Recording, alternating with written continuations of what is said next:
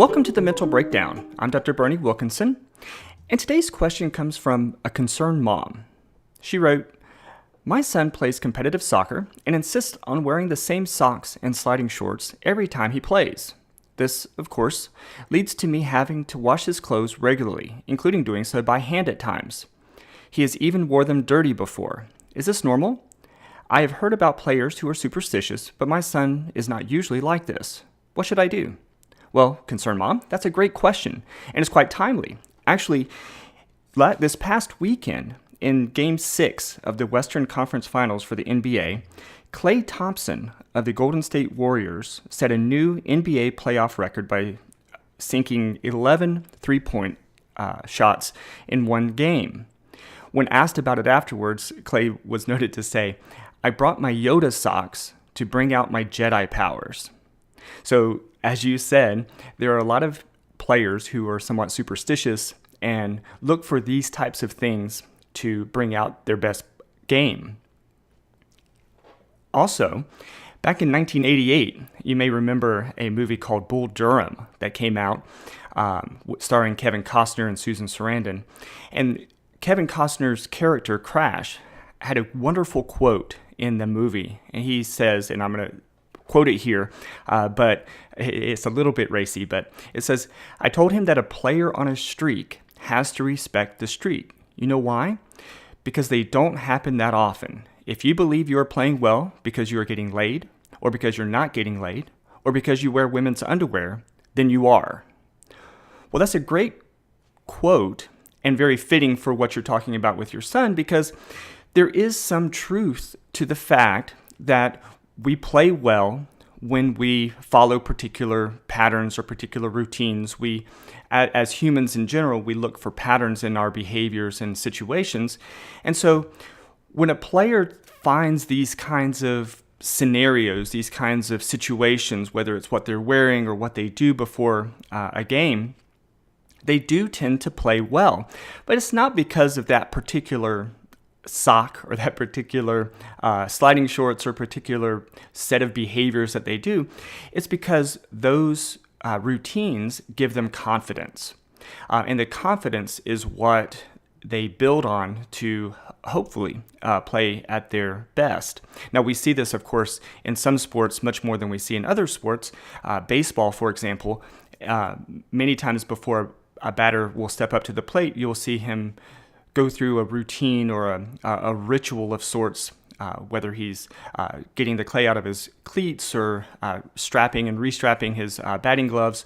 But the point is that we see these kinds of repetitive behaviors often, and it's, again, just as a way to build confidence. And so there is a good side to this. And part of it is that when we follow those types of patterns, it gives us a feeling of control.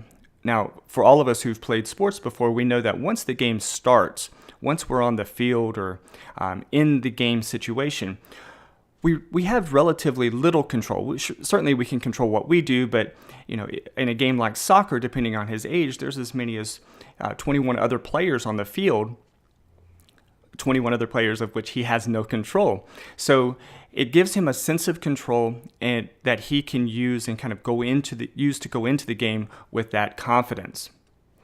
The other good side, of course, is that it adds to that pregame routine. As I said a moment ago, when we have a routine, when we have a pattern that we follow, it gives us a mindset that is really important for when we're entering a competitive situation or a game or something like that.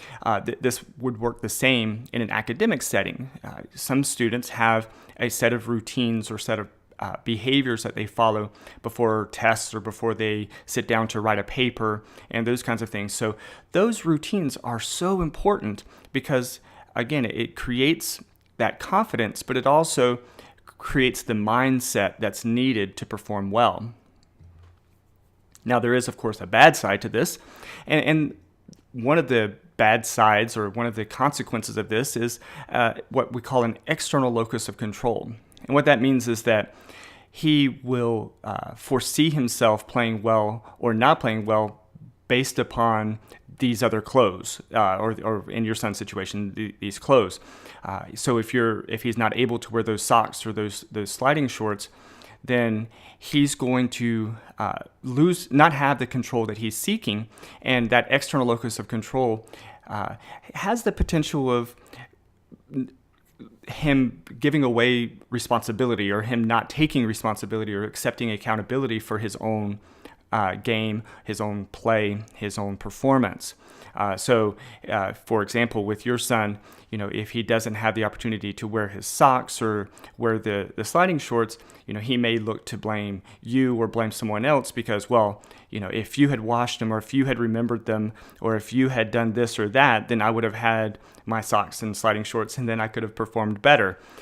So that external locus of control, meaning that I don't have the ability to manage this stuff because somebody else is controlling it, that's really not a very good way to foresee or to manage some of these kinds of situations. We really need him to be able to take accountability and responsibility for his own performance and his own game. So, what do we do about it? Well, the first thing is that you may consider having him take responsibility for his clothes.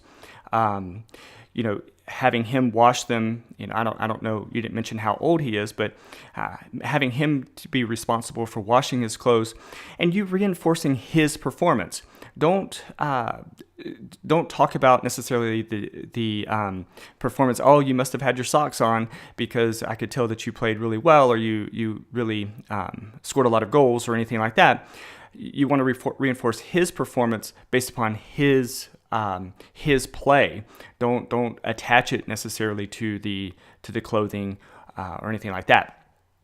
The third thing is it would be good to sort of help him shift away from attaching his performance to his clothing by having impromptu practices or scrimmages. So what you're going to do, so don't mention it to him. So if you're planning to go to the store, or you're planning to go out somewhere, you may sneak his cleats and uniform and stuff in the car without him knowing, and then as you're driving, say, hey, what do you think about going by the fields and having a practice? Or I heard some people were having a scrimmage today. What do you think about stopping by and playing? So he is put in a situation where he's going to play without those clothing, but in a situation where he's not anticipating it. So these kinds of impromptu practices and scrimmages may be helpful in breaking some of that rigidness. Another thing to do is identify non-examples. So identify times when he's done something really well, when he's played very well or done something very well without those clothes, without those rituals, without those that superstitious perspective. So if he does really well, if he comes home and talks about playing soccer in PE at school, you might want to say, well, how did you do? He said, oh, well, I did pretty good. I scored a couple goals. Wow, you that's great. You scored goals. You did well. And you didn't even have your lucky socks or something like that.